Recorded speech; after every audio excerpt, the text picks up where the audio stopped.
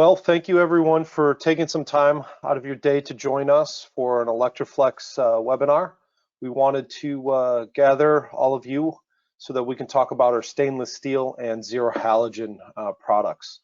My name is Brock Klein. I'm the National Sales Manager for Electri-Flex, and I have with me Henry Dominici, our Sales and Application Engineer, to handle some of the more technical aspects and technical questions you may have that are a bit above my knowledge level as the sales guy. So we'll get started here.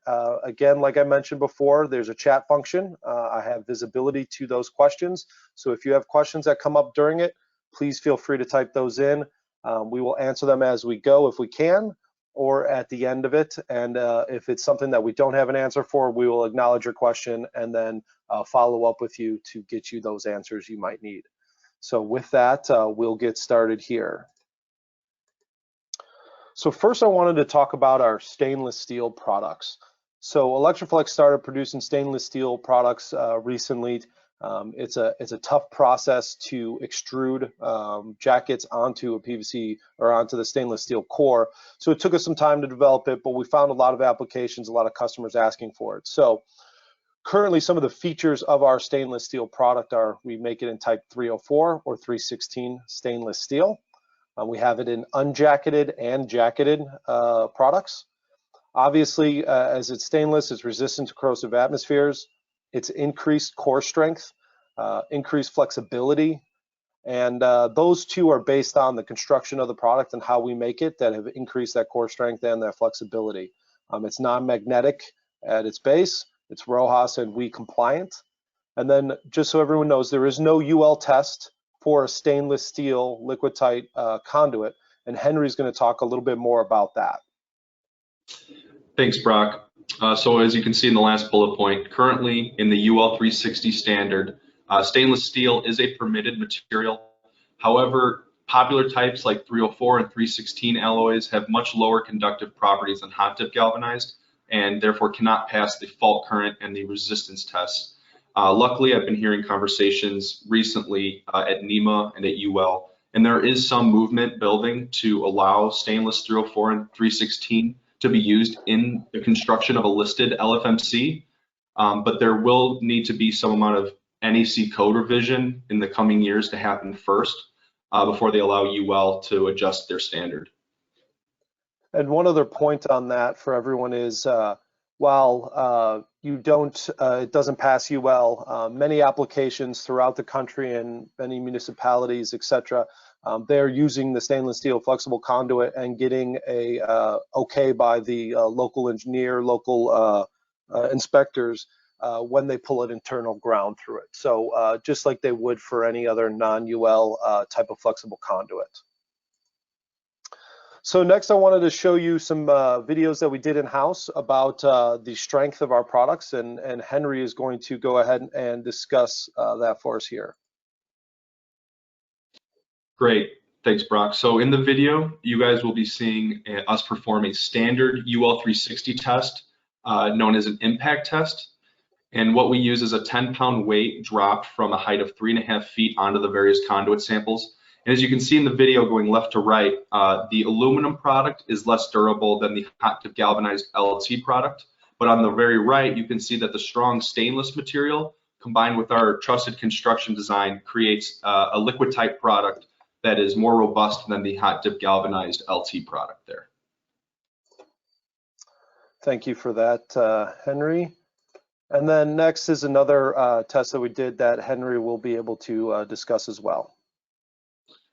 Thanks. And now in this video, you will see a corrosion chamber that we designed in-house that we wanted to use to compare the corrosion resistance capabilities of each of these materials side by side. So after a few weeks of exposure to some flowing salt water, as you can see in the video, the stainless and the aluminum material samples absolutely outperformed the hot dip galvanized material for corrosion resistance.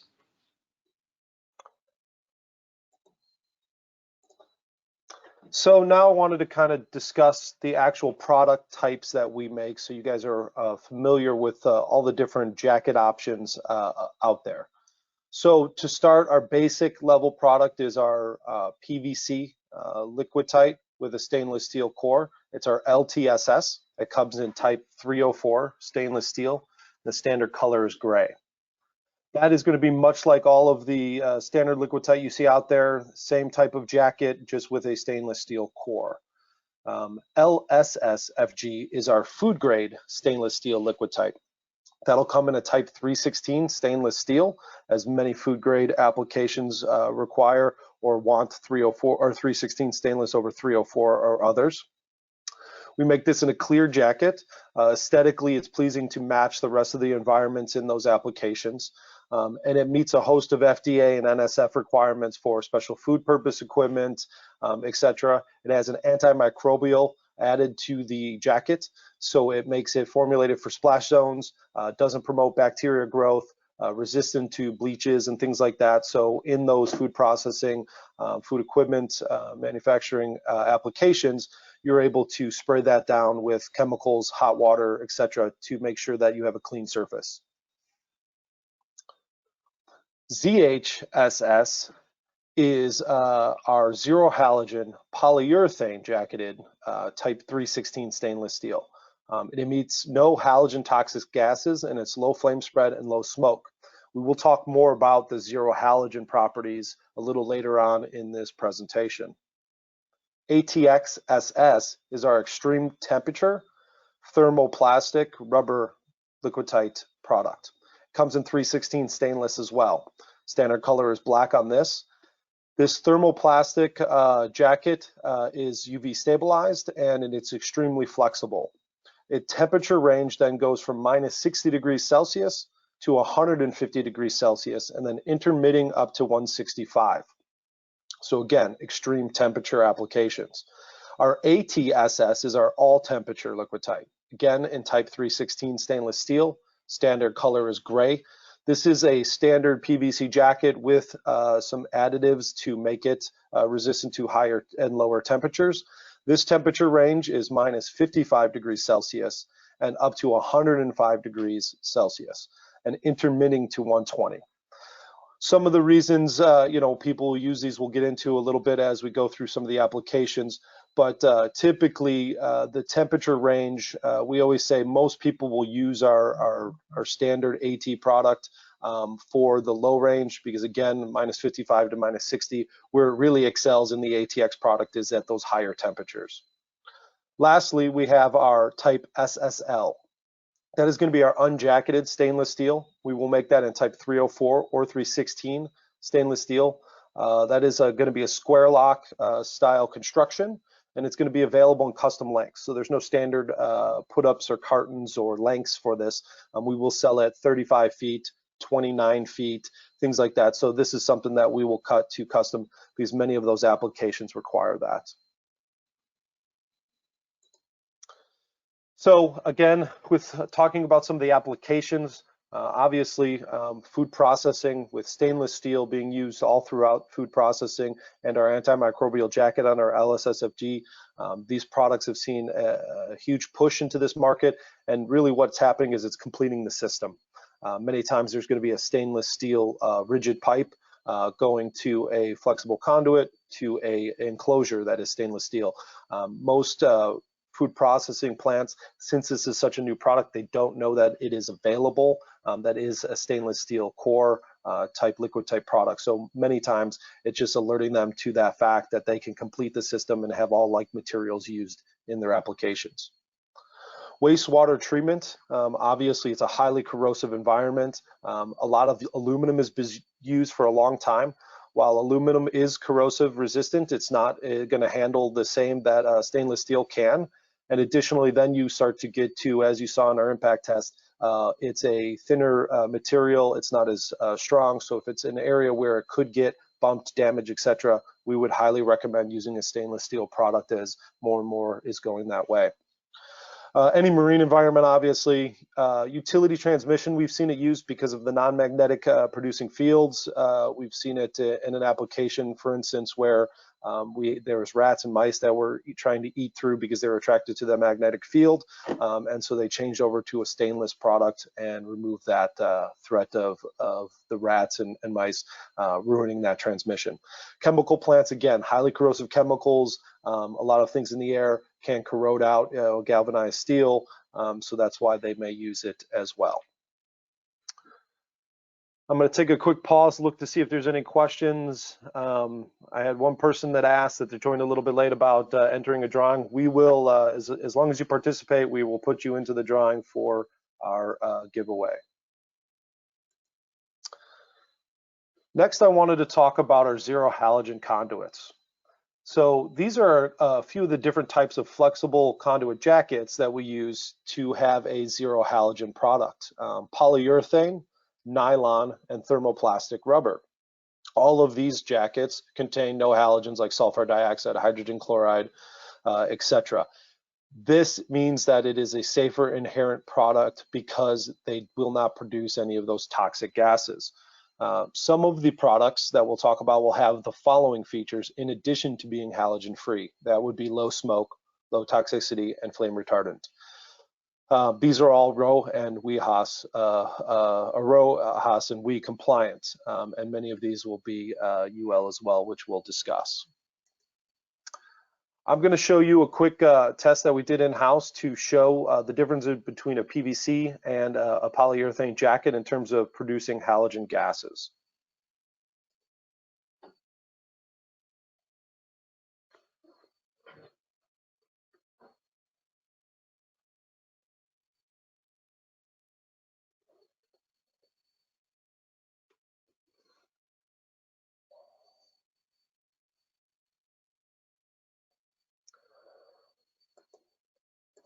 Sorry about that. So kind of next then we're going to talk about some of the combustion and flammability properties that I said were in addition to being zero halogen, and Henry is going to go into some of those properties and tests. Thanks, Brock. So as everyone can see on the slide, there is a list of tests there for combustion and flammability. There are several industry standards that we utilize to test on our zero halogen products to further understand their low smoke, low flame, and low toxicity properties. Starting off with that first test there, the UL94 vertical burn material test is a simple plastic material burn test that helps us determine whether or not the jacket material produces any flaming drips when combusting or in a fire. After that is the UL360 test, that very standard we referenced earlier. It's very similar to the UL94 test, except that it's performed on an actual piece of conduit and not just a material plastic sample. Next on that list is the oxygen index percentage, the D2863. This is a test method that is used to determine whether or not our jacket material is flame retardant, and it does this by calculating the minimum concentration of oxygen needed in an air mixture to fully support a flaming burn on a material sample.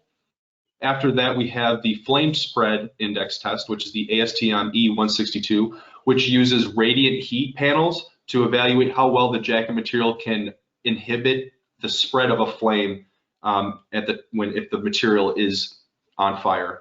And then just after that on the list is the smoke generation test, the ASTM ASTM 662. This is an ASTM test that is used to perform on our conduits to determine the optical smoke density, which helps us to evaluate the amount of smoke that is released by the jacket material when it is burning. And then just after that, we have the toxicity test. We have two tests for this. We have the Bombardier S&P 800C test, and this is used for evaluating toxic gas generation, which examines whether or not the smoke produced by the combustion of our plastic material contains amounts of toxic gas below the acceptable levels. And this is a pass-fail grade for this test. And then just after that is the NES 713, which is another toxicity test, very similar to the S&P 800C, except that it isn't pass-fail.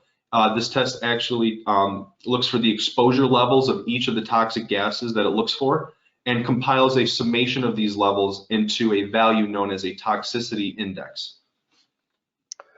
Thank you for that, Henry. And if any of you are looking for information on the results of these tests for our specific products, those are available on our website. and all of our spec pages, etc. And they'll be able to give you the values. And as I talk about that, again, like I want to mention, these are the flame retardant, low smoke, low toxicity properties that we're talking about that some of our zero halogen products have, and I want to talk about and show you exactly what those may be.